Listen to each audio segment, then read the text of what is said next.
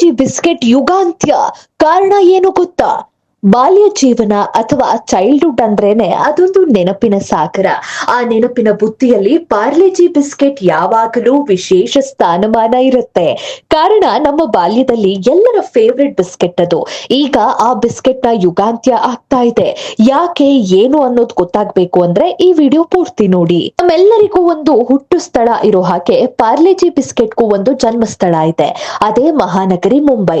1929ರಲ್ಲಿ ಸಣ್ಣ ಪ್ರಮಾಣದಲ್ಲಿ ಈ ಬಿಸ್ಕೆಟ್ ಅನ್ನ ತಯಾರು ಮಾಡುವುದಕ್ಕೆ ಪ್ರಾರಂಭ ಮಾಡಲಾಯಿತು.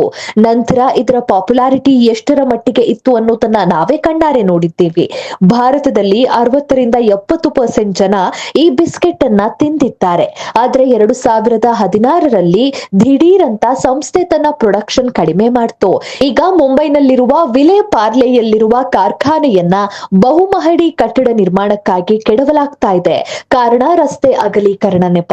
2016ರಲ್ಲಿ ಉತ್ಪಾದನೆ ಸ್ಥಗಿತಗೊಂಡಿದ್ರು ಈ ಕಾರ್ಖಾನೆಯಾದ್ರೂ ನೆನಪಿಗಿತ್ತು. ಈಗ ಆ ಕಟ್ಟಡವನ್ನ ಕೆಡವಲಾಗ್ತಾ ಇದೆ. ಈ ಮೂಲಕ ಪಾರ್ಲೆಜಿ ಬಿಸ್ಕೆಟ್ ಯುಗಾಂತ್ಯವಾಗ್ತಾ ಇದೆ.